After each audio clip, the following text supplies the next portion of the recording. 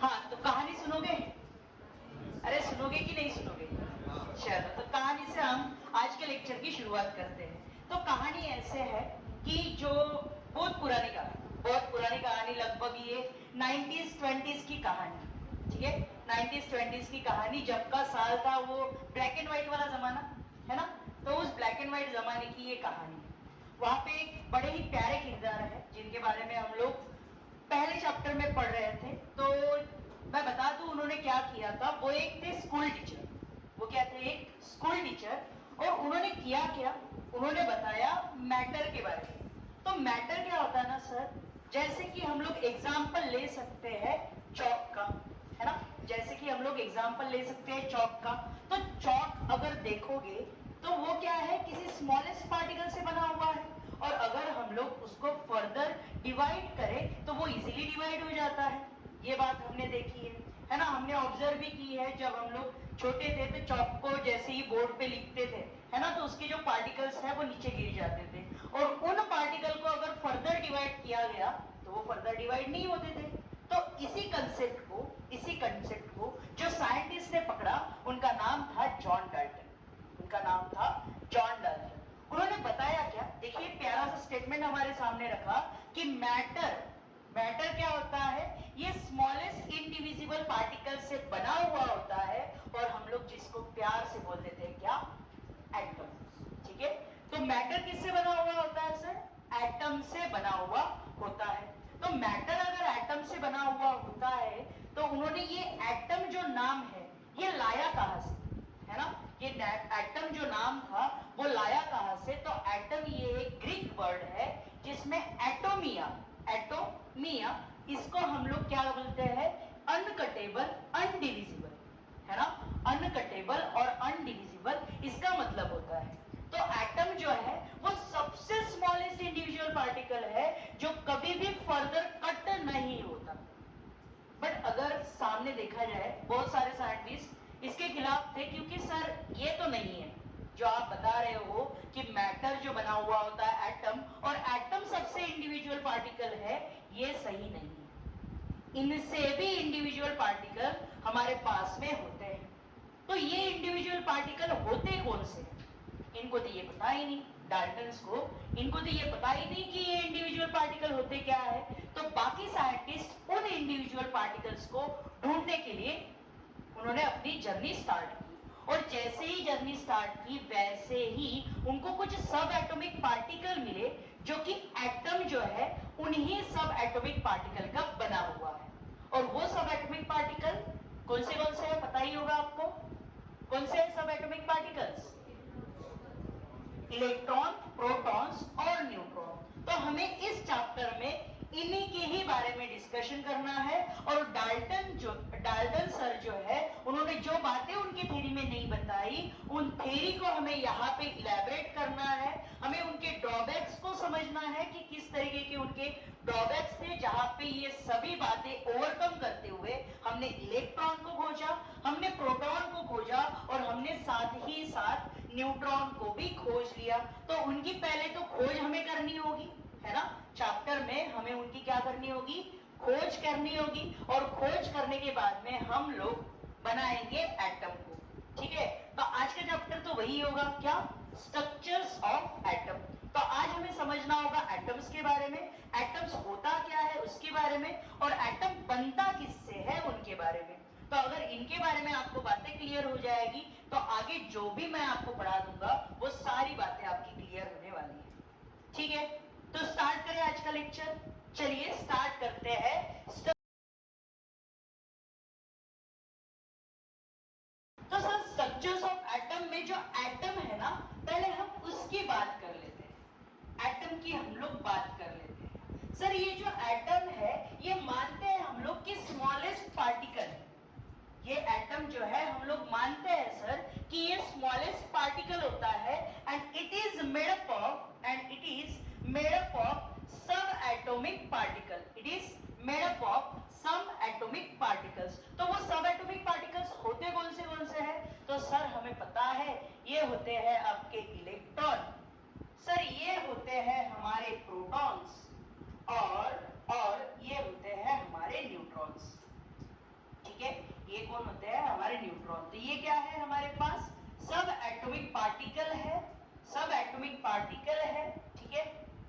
हमारे सब atomic particles जिनसे हमारा एटम बना हुआ है, और एटम से हम लोग क्या बना देते हैं, एटम से सर हम लोग बनाते हैं मैटर्स। एटम से हम लोग क्या बनाते हैं, मैटर्स को बनाते हैं। तो हमें आज के सेशन में डिस्कस करना है द डिस्कवरीज ऑफ दिस सब एटॉमिक पार्टिकल। तो आपका हेडिंग रहेगा क्या, डिस्कवरी ऑफ सब एटॉमिक पार्टिकल्स, सब एटॉमिक पार्टिकल्स। आइए थोड़ा इनके बारे में भी हम लोग क्या करते हैं, इत्मीनान से जानते हैं कि व्हाट इज सब एटॉमिक पार्टिकल और उनकी डिस्कवरी किस तरीके से हुई। तो ये हेडिंग डाल दीजिए आपका, क्या होगा, discoveries of subatomic particle. तो पहली जो डिस्कवरी है हम लोग पढ़ेंगे डिस्कवरी ऑफ इलेक्ट्रॉन्स के बारे में। डिस्कवरीज ऑफ इलेक्ट्रॉन्स के बारे में हम लोग बात करने वाले हैं। पर सर इसका सिलसिला शुरू कैसे, है ना, ये जो आप बात कर रहे हो ये शुरू कहां से हुआ, मतलब इसका जो एलिमेंट्री लेवल है वो लेवल क्या है। तो मैं बताना चाहूंगा कि डिस्कवरी ऑफ इलेक्ट्रॉन ये शुरू होता है आपके फैराडे से। फैराडे पढ़ा है आपने, फैराडे लॉ, है ना, कहां पढ़ा है, इलेक्ट्रोकेमिस्ट्री में हमने पढ़ा है। और फैराडे ने क्या कहा, किसके बारे में हमें जानकारी दी है, इलेक्ट्रिसिटी के बारे में हमें जानकारी दी है। ठीक है, तो उसी को ही मद्देनजर रखते हुए इनके पास एक एपरेटस था, और उस एपरेटस का नाम था डिस्चार्ज ट्यूब। उस एपरेटस का नाम था डिस्चार्ज ट्यूब। ठीक है, डिस्चार्ज ट्यूब। तो इस डिस्चार्ज ट्यूब के पीछे इतने साइंटिस्ट पड़े थे कि सबको इस डिस्चार्ज ट्यूब को समझना था, सबको इस डिस्चार्ज ट्यूब को समझना था। बट एक ही साइंटिस्ट ऐसे है जो इसको समझ सके और हमारे सामने उसको प्रेजेंट भी कर सके, और उस प्रेजेंट करने के बाद हमको एक सब एटॉमिक पार्टिकल भी मिल जाता है। ठीक है, हमको एक सब एटॉमिक पार्टिकल भी मिल जाता है। तो उन साइंटिस्ट का नाम क्या है सर, उन साइंटिस्ट का नाम क्या है, तो मैं बताना चाहूंगा उन साइंटिस्ट का नाम है जे थॉमसन। ठीक है, मैं यहाँ पे लिख देता हूँ नेम ऑफ साइंटिस्ट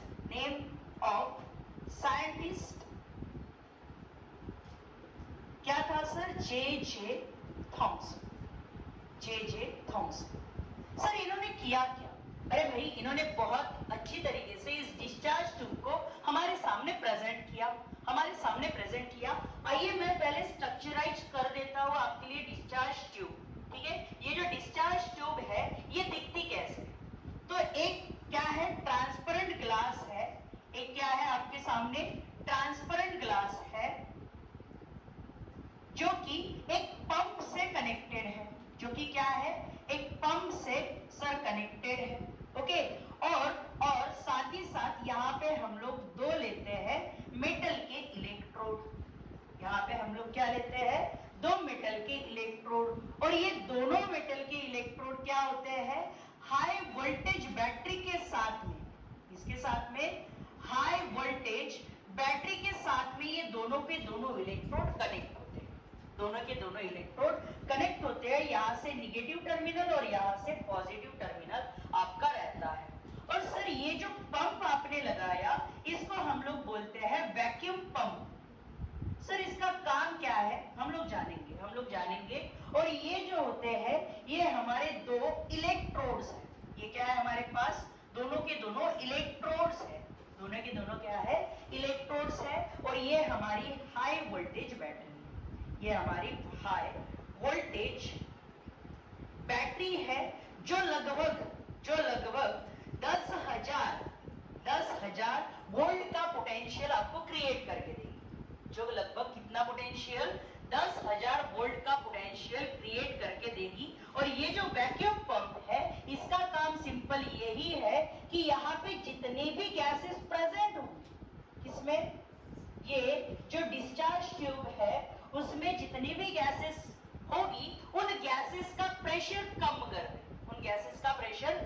कर दे, और वो जो प्रेशर है वो मिनिमम से मिनिमम लेके जाए। मतलब कितना सर, तो approximately 10 to the power -3 mmHg का प्रेशर वो वहां पे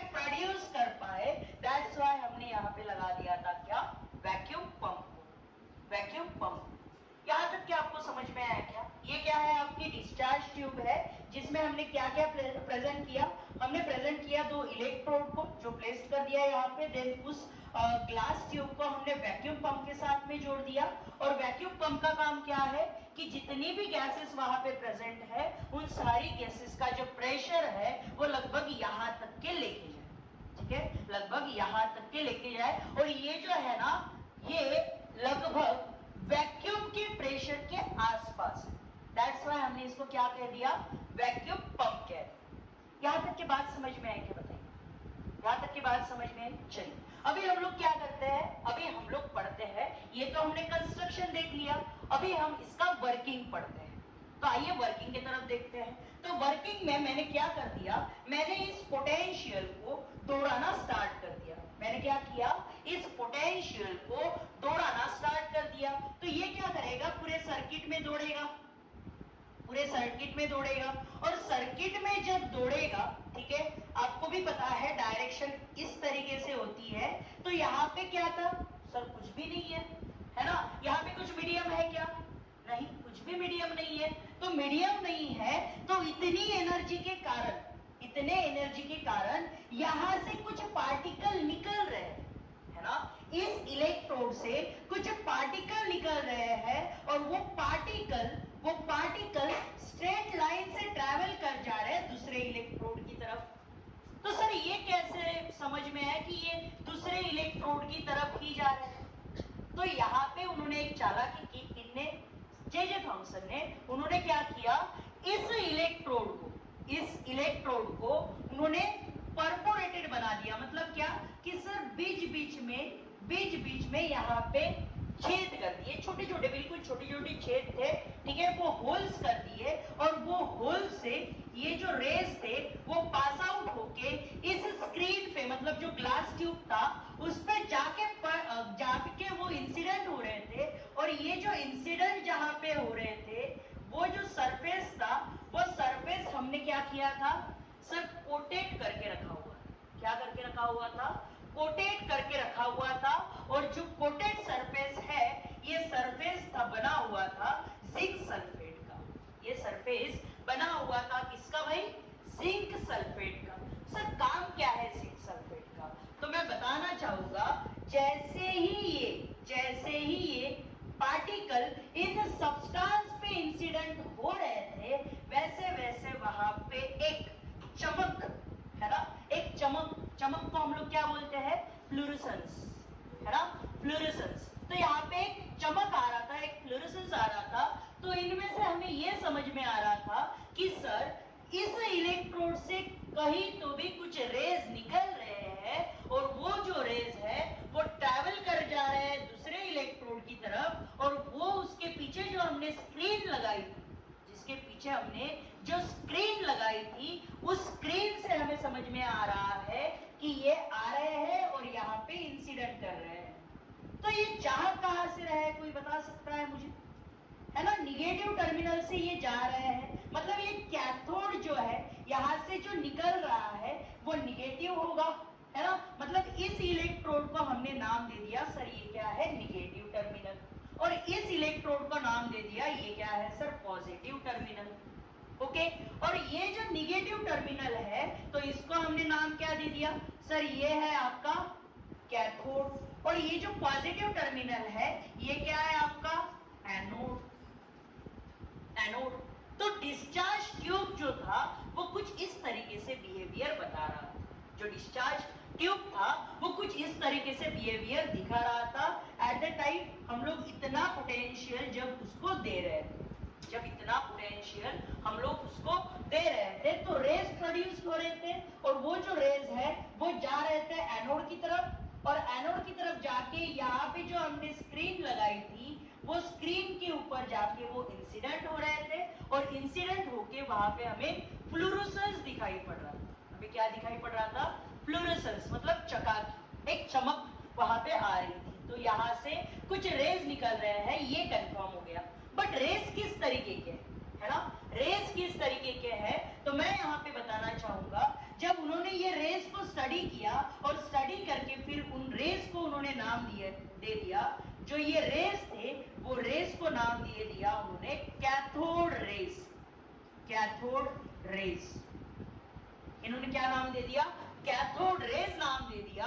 और ये जो पूरा एक्सपेरिमेंट है, ये जो पूरा एक्सपेरिमेंट है वो आज के टाइम पे जाना जाता है कैथोड रे एक्सपेरिमेंट।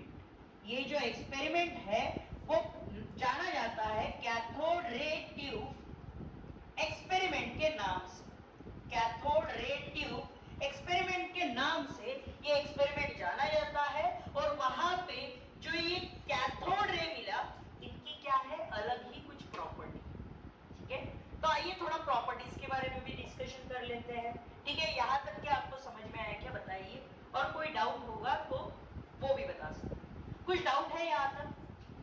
नहीं ना, सारी बातें क्लियर है। चलो तो आगे चलते हैं। आगे चल के हम लोग क्या करते हैं, इन कैथोड रेज की प्रॉपर्टीज को समझना स्टार्ट करते हैं। Okay,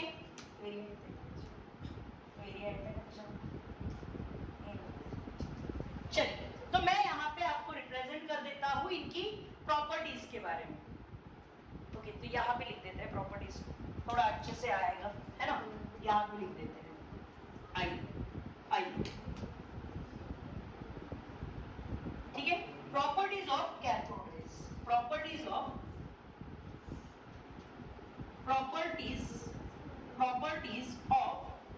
cathode rays, cathode rays. बच्चों ये बहुत इंपॉर्टेंट है, थोड़ा समझना। यहां से अगर बनता है तो एक थ्योरेटिकल स्टेटमेंट वाइज क्वेश्चन बन सकता है on the basis of their properties. ठीक है, तो यहाँ पे थोड़ा गौर करना उनके प्रॉपर्टीज पे। तो फर्स्ट प्रॉपर्टी, सर अगर देखा जाए कैथोड रेज को, तो कैथोड रेज सीधे निकल रहे हैं, है ना, सीधे निकल रहे हैं। और किसकी तरफ जा रहे हैं, एनोड की तरफ जा रहे हैं। कैथोड सीधे निकल रहे हैं और एनोड की तरफ जा रहे हैं। मतलब क्या कि कैथोड रेज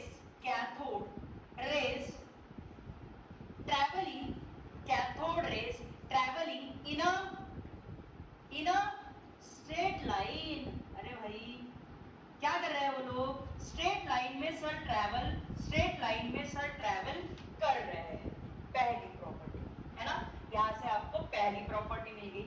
सेकेंड प्रॉपर्टी क्या है सर, जब देखिए ये वाली प्रॉपर्टी बहुत इंपॉर्टेंट है, ये वाली सेकेंड प्रॉपर्टी बहुत इंपॉर्टेंट है और मैं वहां से समझा के देना चाहूंगा।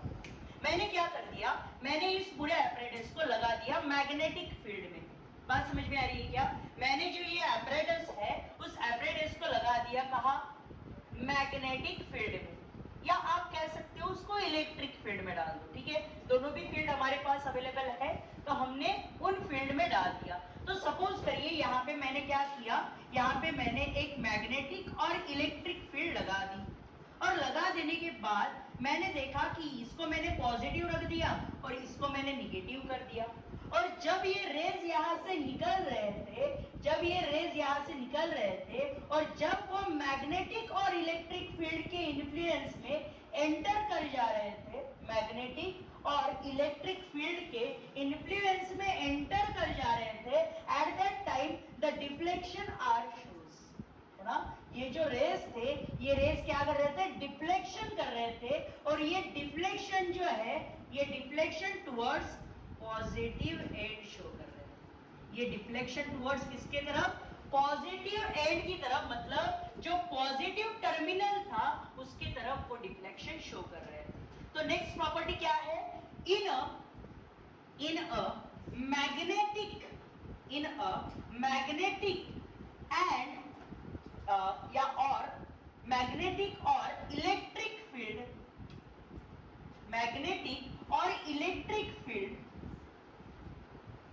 In magnetic and electric field cathode ray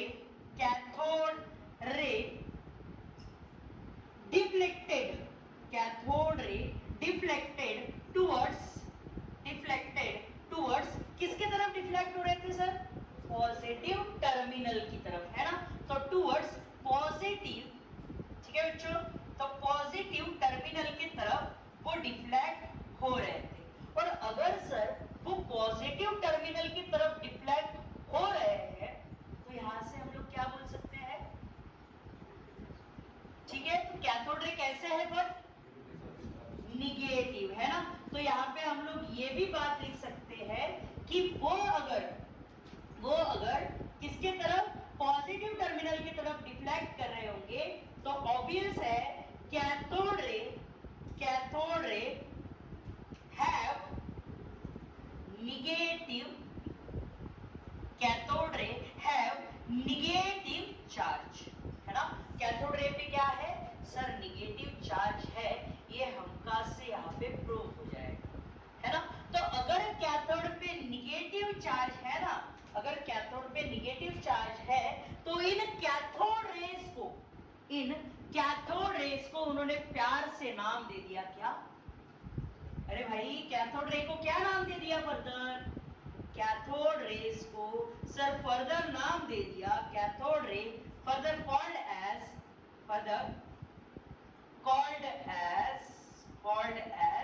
electron,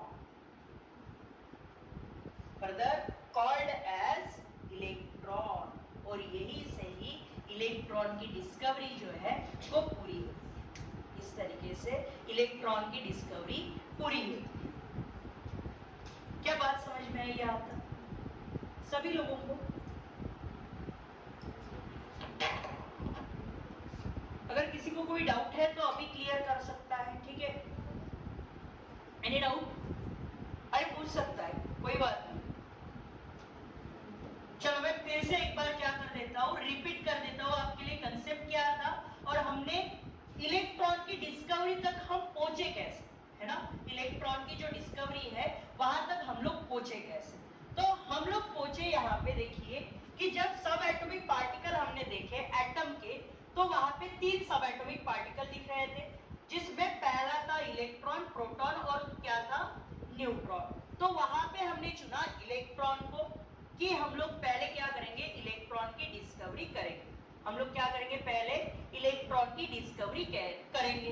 तो इलेक्ट्रॉन की डिस्कवरी करने के लिए जो नाम हमारे सामने आता है साइंटिस्ट का, वो थे हमारे जे थॉमसन। वो थे हमारे कौन, जे थॉमसन। उन्होंने क्या किया, उन्होंने इस डिस्चार्ज ट्यूब के माध्यम से, उन्होंने with the help of this discharge tube he perform an experiment and in that experiment some rays are there which is traveling from cathode to the anode, ठीक है। वो क्या कर रहे थे, कैथोड से स्टार्ट हो रहे थे, एनोड की तरफ ट्रैवल कर रहे थे। At the travelling time he used a perforated anode which means that कि अगर पीछे में कोई सरफेस हमने कोटेड करके रख दिया तो ये रेज जाएंगे, स्ट्राइक करेंगे और वहां पे क्या प्रोड्यूस करेंगे, फ्लोरोसेंस प्रोड्यूस करेंगे। और उस फ्लोरोसेंस के माध्यम से हमें यह पता लगेगा कि सर 100% यहां से कुछ रेज निकल रहे हैं और वो उसके तरफ जा रहे हैं। बट ये रेज है कौन से, है ना। सिंपल सी बात है कि ये रेज है कौन से, ये जानने के लिए उन्होंने देखो क्या किया, जो भी इलेक्ट्रोड को यूज किया उस इलेक्ट्रोड को उन्होंने क्या कर दिया, इस इलेक्ट्रोड को निगेटिव टर्मिनल और इस इलेक्ट्रोड को पॉजिटिव टर्मिनल दे दिया। मतलब क्या कि जो ये रेज ट्रैवल कर रहे हैं वो रेज निकल रहे हैं कैथोड से और जा किसके रहे हैं, एनोड की तरफ। तो उन्होंने उस रेज को नाम दिया कैथोड रेज। उन्होंने उन रेज को नाम क्या दे दिया, कैथोड रेज, ऐसा नाम दे दिया। तो कैथोड रेज जैसे ही नाम दे दिया तो वैसे ही इन रेज की स्टडी, जो प्रॉपर्टीज की स्टडी है वो करना उन्होंने स्टार्ट कर दिया। तो प्रॉपर्टीज की स्टडी करते टाइम पहली जो प्रॉपर्टी उनके सामने निकल के आई वो थी उसका ट्रैवलिंग, है ना। वो कैसे ट्रैवल कर रहा है, तो वो सर स्ट्रेट लाइन में ट्रैवल कर रहा है from cathode to the anode की तरफ, ठीक है। कैथोड से वो निकल रहा है और एनोड की तरफ जा रहा है। तो ये कैसे जा रहा है sir, in a straight line जा रहा है।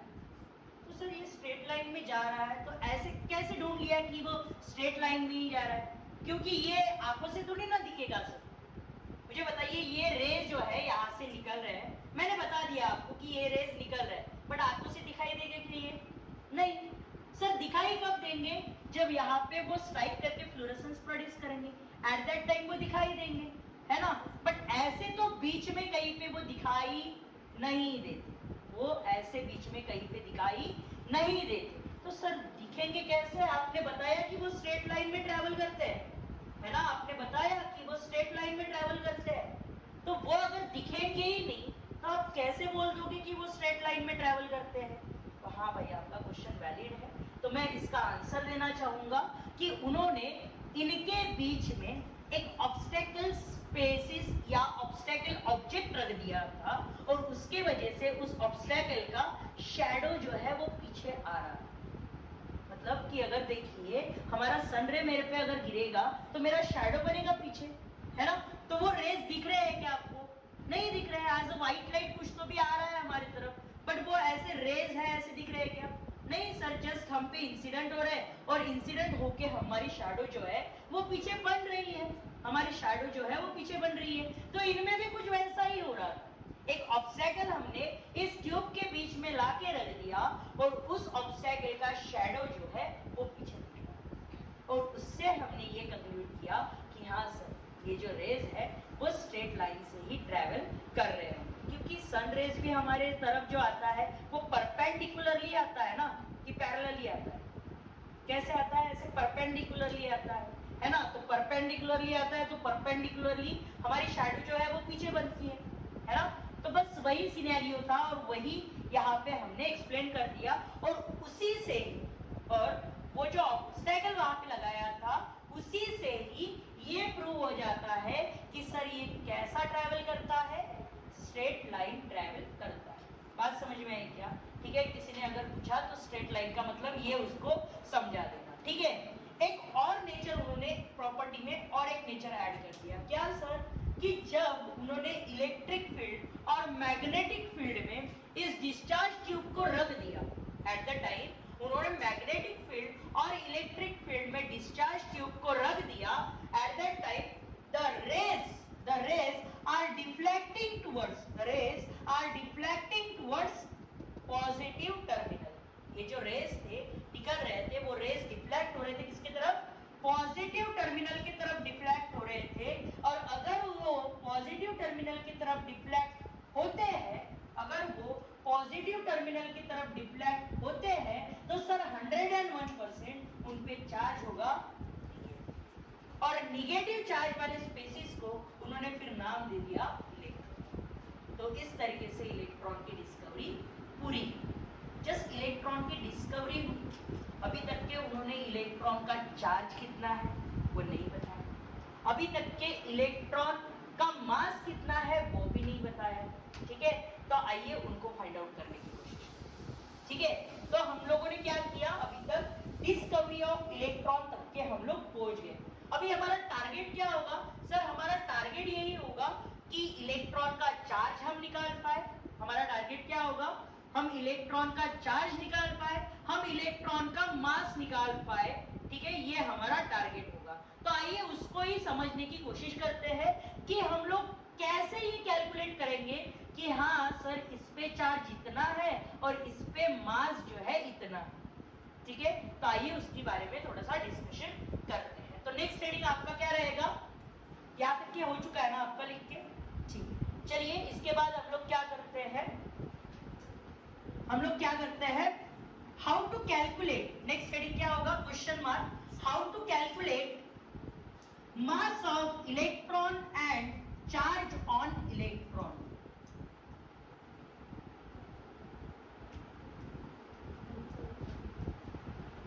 हाउ टू कैलकुलेट, ठीक है, question mark. How to calculate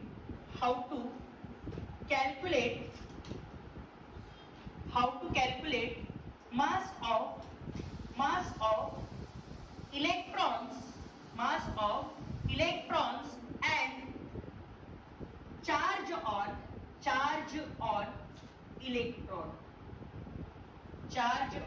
electron. चलो इसकी बात हम लोग पहले करते हैं, पहले इनकी बात हम लोग करते हैं। ठीक है, आइए।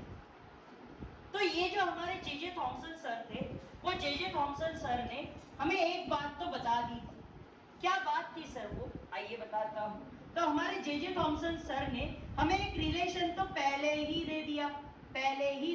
क्या रिलेशन था सर वो? चार्ज पर मास रेशो का। चार्ज पर मास रेशो का उन्होंने रिलेशन पहले ही हमारे सामने दे दिया था।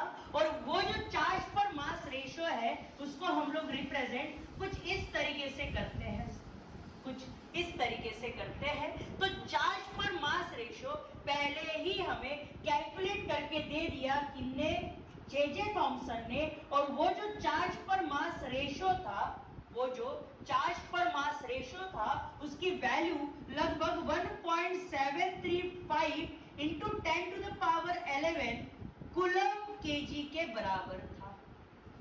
उनका जो चार्ज पर मास रेशियो था वो लगभग इतना था, वो लगभग इतना था। ओके, ये क्या निकल आया आपका, सॉरी चार्ज पर मास रेशियो, सॉरी मैंने गलत लिख दिया, सॉरी, चार्ज पर मास रेशियो। और यहाँ पे यूनिट ध्यान देना, कूलम पर केजी है, सॉरी कूलम केजी है ना, यहाँ पे यूनिट पे ध्यान देना, कूलम केजी। ठीक है, अभी बात आती है सर चार्ज पर मास रेशियो निकल गया, बट हमारा टारगेट क्या था सर, मास ऑफ इलेक्ट्रॉन निकालना और चार्ज ऑफ इलेक्ट्रॉन निकालना। तो यहाँ पे नेक्स्ट एक और साइंटिस्ट यहाँ पे पिक्चर में आते हैं और जिनका नाम है मिलिकन। और जिन्होंने हमें दिया क्या, मिलिकन ऑयल ड्रॉप एक्सपेरिमेंट। इन्होंने हमें क्या दिया, मिलिकन ऑयल ड्रॉप एक्सपेरिमेंट।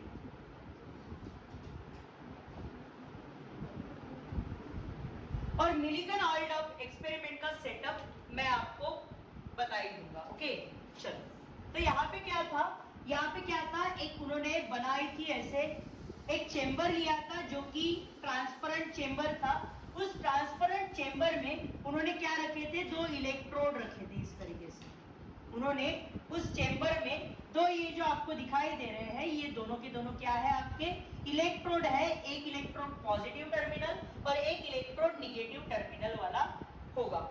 यहाँ पे उन्होंने क्या किया, यहाँ पे एक पंप लगा दिया और ये जो पंप है, ये पंप रखता है अपने साथ में ऑयल को, है ना। तो ऑयल क्या होगा, यहाँ से आएगा और आके यहाँ पे क्या कर दिया उन्होंने, एक होल कर दिया। यहाँ पे एक इस इलेक्ट्रोड में एक होल कर दिया।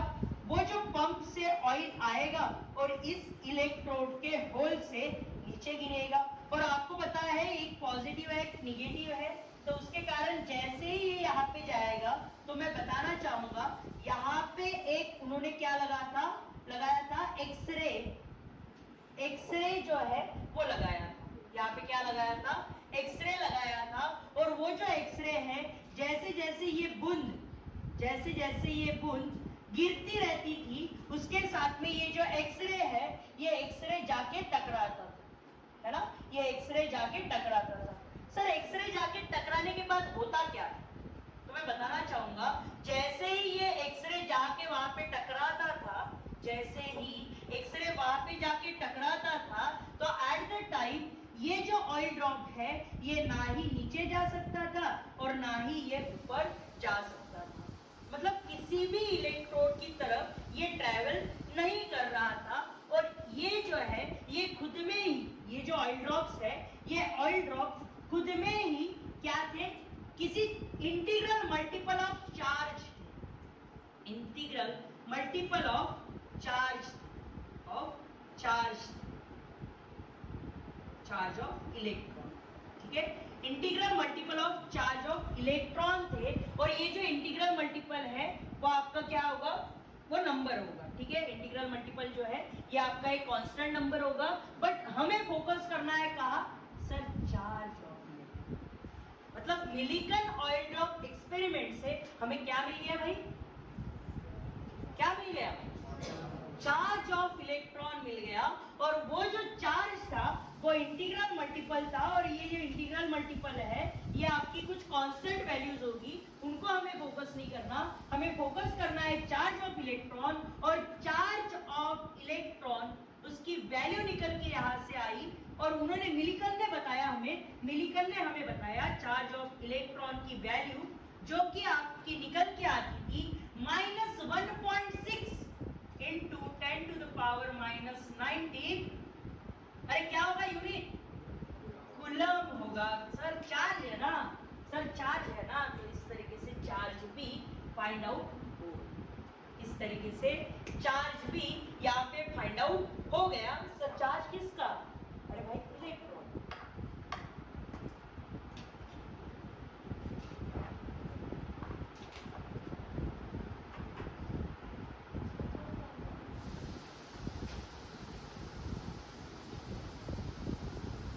ओके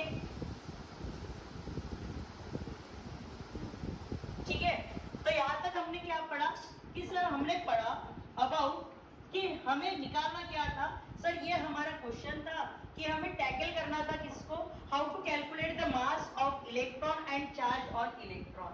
तो पहले तो जे थॉमसन जो थे उन्होंने हमें चार्ज पर मास रेशो दे दिया, है ना, हमें क्या दे दिया, चार्ज पर मास रेशो दे दिया। तो चार्ज पर मास रेशो की वैल्यू जो है सर वो इतनी है, आपको याद रखनी है ये वैल्यू, ठीक है, ये वैल्यू को आपको याद रखना है। देन हमने क्या देखा कि ओके सर चार्ज पर मास रेशो तो निकल आया, तो ओके फाइन है, बट हमें sir charge of on electron निकालना है, चार्ज ऑफ इलेक्ट्रॉन निकालना है। तो वो कैसे निकाले, तो उसका समाधान आपके पास में लेके आए कौन, मिलिकन सर।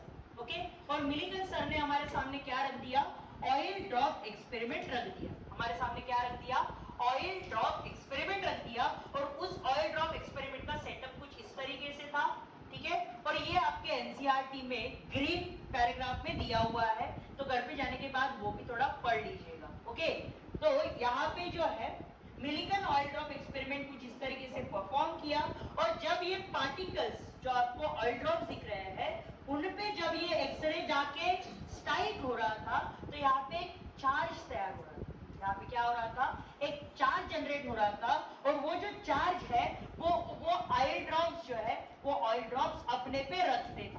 और आपको पता है ऑयल ड्रॉप जो है वो मल्टीपल होंगे, ऑयल ड्रॉप कैसे होंगे, मल्टीपल्स होंगे। तो that's why this is integral multiple of charge of electron, या चार्ज ऑन ऑयल भी आप लोग यहाँ पे बोल सकते हो।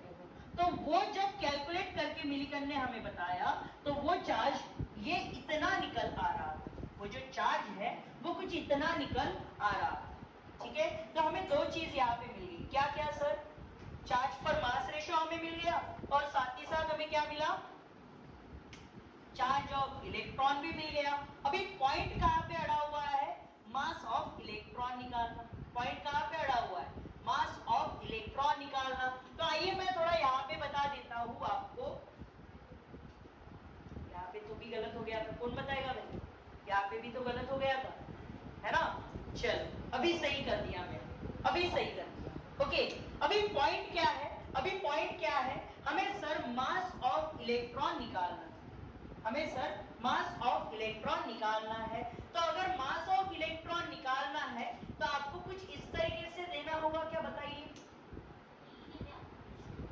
क्या आपको इस तरीके से देना होगा, मतलब क्या होगा कि ये मास ऊपर चला आएगा, मतलब मास ऑफ इलेक्ट्रॉन यहां से निकल आएगा। मतलब हम लोगों ने क्या किया, हम लोगों ने क्या किया, बहुत सिंपल सी बात की सर, चार्ज ऑफ इलेक्ट्रॉन को ऊपर रख दिया और चार्ज पर मास रेशो को नीचे रख दिया। मतलब क्या कि sir 1.6 into 10 to the power -19 coulomb divide by क्या होगा, सर डिवाइड बाय क्या होगा, सिंपल सी बात यहाँ पे देखिए सर, डिवाइड बाय क्या होगा, अरे 1.735 into 10 to the power 11 coulomb KG, है ना, कूलम केजी। और ये जो केजी है ये ऊपर चला जाएगा, तो आपका जो मास आएगा वो केजी में आएगा।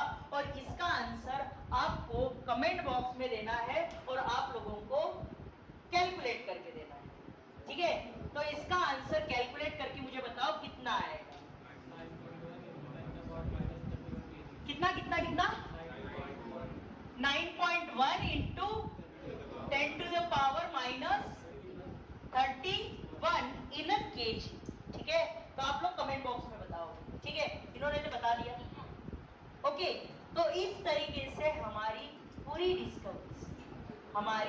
डिस्कवरीज कंप्लीट हुई, जहां से हमने क्या क्या देखा, पहले तो इलेक्ट्रॉन को डिस्कवर किया, दूसरी बात हमने क्या देखा, चार्ज पर मास रेशो देखा, दूसरी बात, तीसरी बात हमने क्या देखा सर, चार्ज कैसे फाइंड आउट करते हैं वो देखा, और तीसरी बात हमने क्या, सॉरी चौथी बात हमने देखा क्या, मास ऑफ इलेक्ट्रॉन निकाल।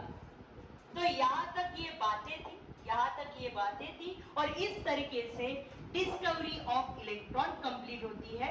तो एक सब एटॉमिक पार्टिकल तो डिस्कवर हो चुका है, ठीक है, एक ही सब एटॉमिक पार्टिकल अभी तक के हमने डिस्कवर किया है।